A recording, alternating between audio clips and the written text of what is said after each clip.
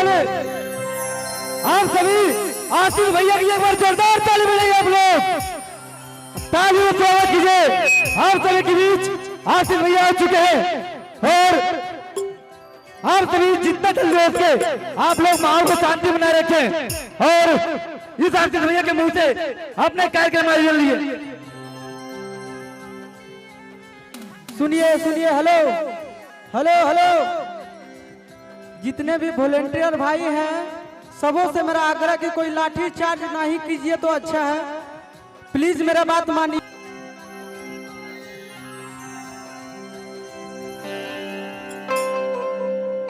Side करो ना सबको।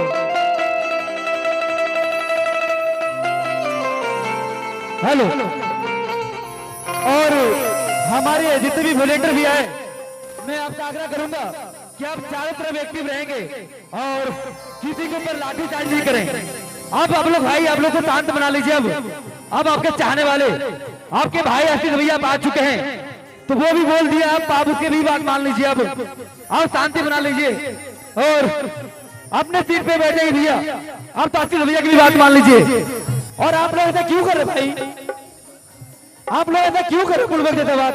आप लोग खुद समझदार हो, आप लोग तो खुद समझदार हो यार।